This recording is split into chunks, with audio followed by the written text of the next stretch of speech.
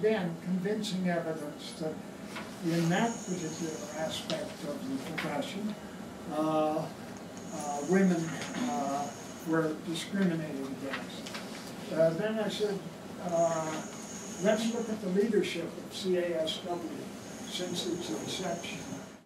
To the best of my knowledge, this was the first such study of a profession. Note that I'm not referring just to social work. Jim demonstrated convincingly that changes in policy and practice were needed if social work truly honored equity. Subsequent U.S. research on this topic cites his pioneering work. In this study, and the first Canadian study on the career progress of social work doctorates published in 1982, Jim employed a gender lens in his analysis. He demonstrated that women were not doing as well as their male counterparts, despite equivalent credentials. Application of a gender lens is now mainstream in social research, but this was not the case prior to his study on sexism in social work. Jim comments on the absence of a gender analysis in an earlier manpower study conducted by University of Toronto's Dr. Betty Govan in 1953. I mentioned 1953. There was a quite impressive national manpower survey that was conducted by the federal government in 1953. And the person who conducted that survey was Dr. Elizabeth Govan, who was a faculty member, a professor in the School of Social Work at the University of Toronto. And the report is about that thick, and it has hundreds of statistical tables. How she ever managed to do that in the pre-computer age, I wonder. But the interesting thing about that mountain of important data is she never did a gender analysis. And that is particularly unusual because Betty Govan was an early pre-feminist movement feminist.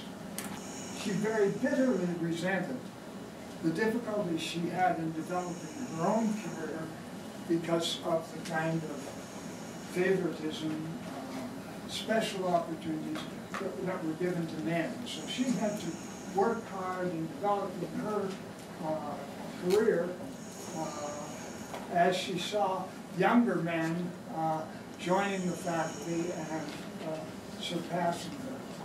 Always cognizant of men's tendency to take over, even in women's organizations, Jim was one of the few men who quietly volunteered in women's organizations in Calgary, including the Calgary Birth Control Association in the mid-1970s, the Women's Centre, and from 1989 onwards, the University of Calgary's December 6th Memorial Committee.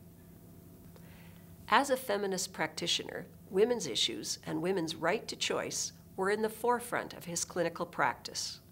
In a 1986 teaching role-play video, Jim, as therapist, asserts women's rights to reproductive choice. I am so upset. I just don't know what to do. Ever since I became pregnant, I've just gone crazy almost. I know I can't take care of another child, and I want to have an abortion. But my husband, well, he really wants this baby, and I don't know what to do. You're having a lot of difficulty making this decision, Mary, and you're trying to take Bill's wishes into consideration. But it is important for you to understand that as far as women's bodies and their reproduction are concerned, decisions about these are for women to make themselves. The feminist issue addressed by Jim in the last decade of his life, in company with a small group called Citizens for Calgary Councillors, was changing the sexist term alderman to councillor. Regrettably, he was not around in 2010 when City Council finally approved the change to begin in October 2013.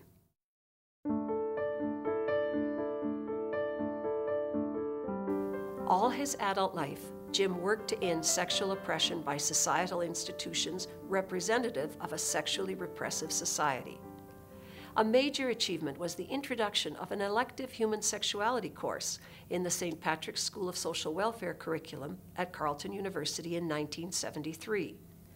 This was the first program elective since the school's inception in 1949, and one of the 3 earliest social work courses in human sexuality in Canada. After 2 years of opposition, the course was finally offered. It was a radical venture with its sexually explicit films smuggled in from the US, its non-pathological approach to sexual orientation, its feminist perspective and critique of traditional sex roles, a male-female teaching team, namely Jim and I, and an emphasis on self-awareness and communication through small group exercises. The course was a success with students. With publication of an early article in 1975, the course became a model for teaching human sexuality. Because of concern for our reputations and possible retribution, and with the students' permission, we videotaped all sessions.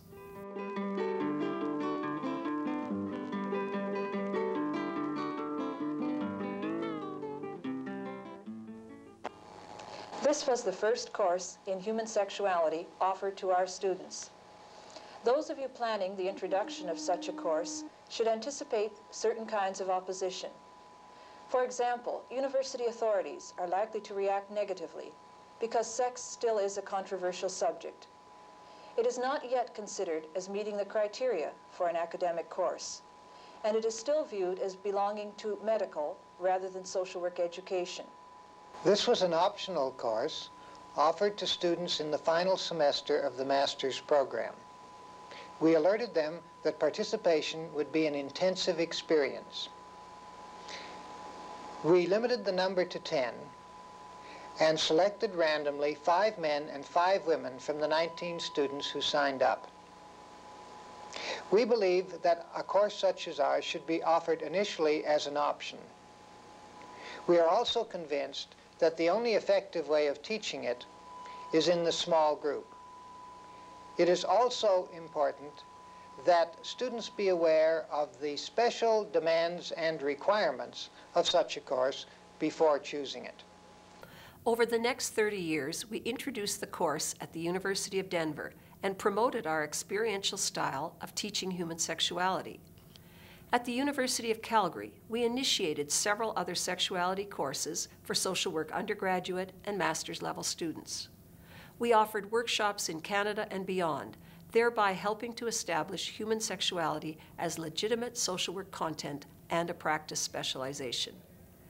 Jim and I were among the earliest, and in Canada the only, social workers to gain our certifications from ASECT as sexuality educators in 1976, sex counselors in 1979, and therapists in 1980. We had fun with this topic.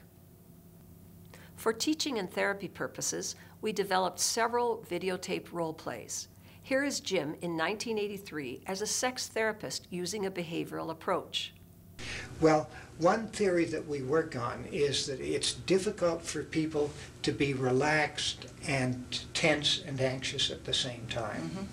They just don't mix. Yeah, if you're relaxed, you can't feel anxious. But how do I get out of this state? Okay. What we're going to begin with is teaching you ways to get deeply relaxed. Mm-hmm. Yeah. This is something that it's possible to learn. Yeah. And we've got some very good techniques for helping people learn how to become relaxed. Mm-hmm.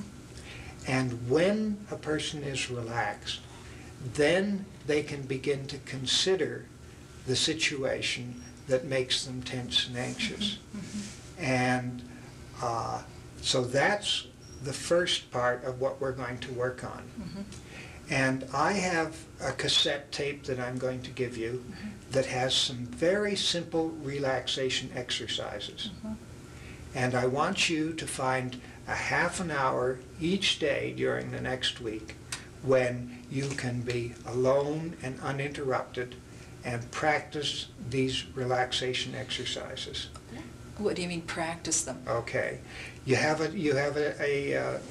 recorder, Right. a cassette recorder. Right, we do. Okay.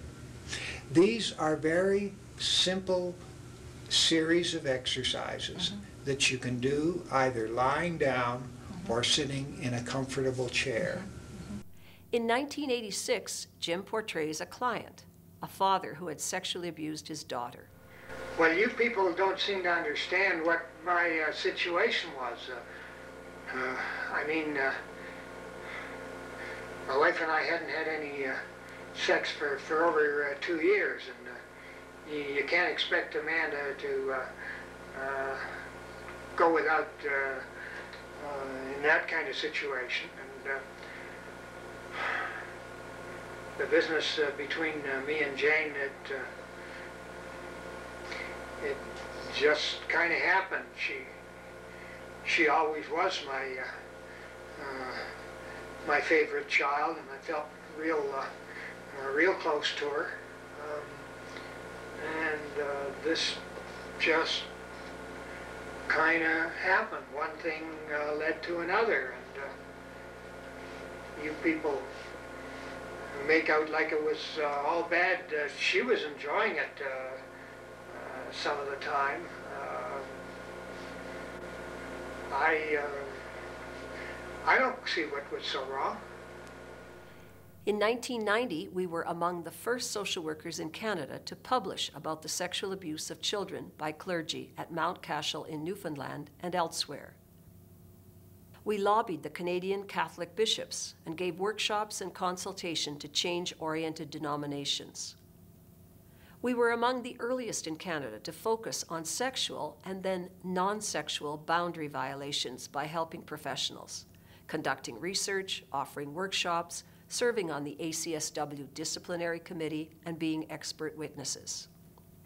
A particular contribution was a model for assisting professionals in making decisions about engaging in the sometimes gray area of dual and multiple relationships with clients. Throughout his career, Jim was a strong ally of gay, lesbian, and transgendered persons, advocating for their rights and often gaining the disapproval of conservative elements of the population. He strongly resisted rigid categorization of individuals by sexual orientation and conceptualized orientation in terms of interests, fantasies, behavior, opportunities, and context. In the 2005 series, The Future of Aging, Jim makes a heartfelt statement about the importance of sexual expression among the elderly. That's a very prevalent opinion, that either we're physically incapable or we really shouldn't continue to be interested once we're beyond our childbearing years. And that is really a myth.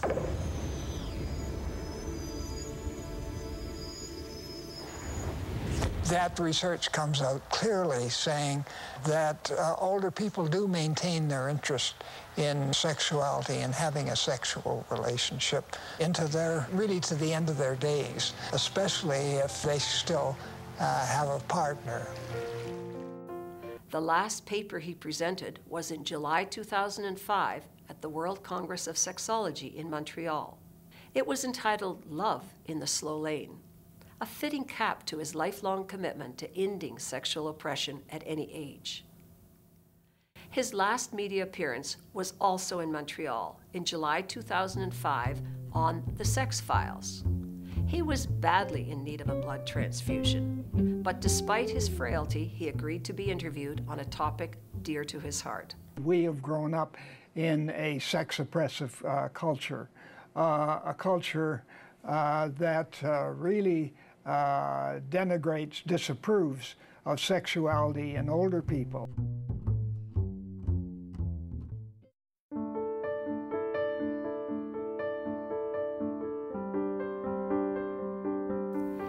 As a profession, social work has waxed and waned in its pursuit of social justice. For Jim, it was a priority throughout his career.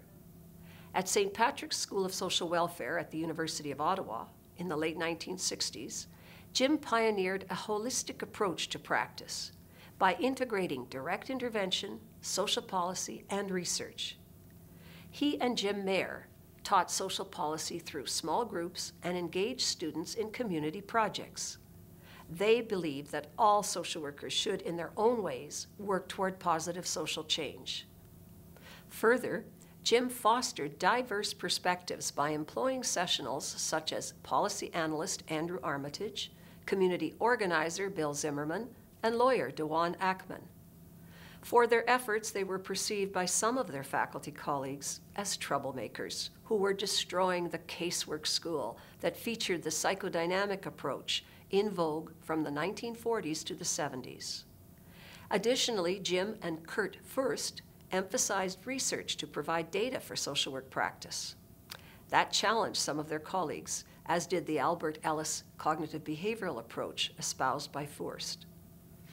Jim soon realized that his career ambition to become director of the program at Carleton University would not be fulfilled, and he pursued other options. In 1974, thanks to his having one undergraduate economics course, Jim qualified as a social services research analyst with the Policy and Program Development and Coordination Branch for Health and Welfare Canada. Here, he was the only social worker on a special unit considering implementation of recommendations from a federal Social Security review. At the University of Denver from 1973 to 1976, Jim taught research and social policy in the MSW and PhD programs. He became a highly valued mentor for many, including outstanding graduates like Mark Fraser and John Gandy, who wrote in 2007, "Your Jim was wonderful to me and helped me greatly. He helped me with the computer work and explained it all much better than anyone else, and really assisted me to complete my dissertation. I will always remember his kindness and ability to work with me and really care." At the University of Calgary, from 1976 onward, Jim maintained his policy pursuits, primarily through teaching and advocacy. However, based on his experience from 1966 to 68 as the first consultant and principal grants officer for welfare research and demonstration, Jim recognized that academics had typically overlooked the significant policy and practice ventures at the provincial level. As well, he had numerous contacts provincially. Thus, he proposed the first national conference on social policy at the provincial level. He and his colleague Jackie Ismail organized the first national conference on provincial social welfare policy in 1982, and Jim coordinated the third in 1987. This was a particularly challenging one, as Jim was awaiting the first of his 2 angioplasties. These conferences were the forerunners of later national social welfare conferences held in Calgary and other settings. Throughout his career, he persisted with social change activities, using the media, lobbying politicians for needed social changes, and writing briefs on sex education, rights of homosexuals, the changing nature of the family, zero tolerance of sexual abuse, and a theology of sexuality. He challenged major institutions such as traditional religion, the military, conservative governments, education, business, and law when they obstructed fulfillment and well-functioning communities. He addressed poverty, ignorance, elitism, arrogance, and prejudice deriving from sexism, racism, ageism, and homophobia. I will read from a 1982 letter to the editor on the demise of the traditional family, a letter that sparked quite a furor provincially and is still a timely topic. To affirm and define one type of family unit as the norm is to declare other units less acceptable. The notion that a family with a particular membership is the basic or best or legitimate is inconsistent with current realities, oppressive and ill-considered. The thrust of public education in a democratic society should be toward inclusion rather than exclusion, recognition of our common humanity, and respect for differences.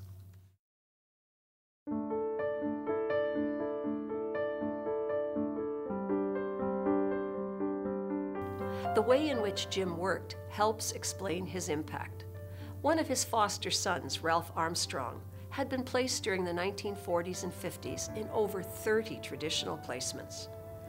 Jim was his social worker in 1949-1950 when Ralph was enrolled in the Children's Aid Society's first alternative placement, Pickering College, a private boarding school.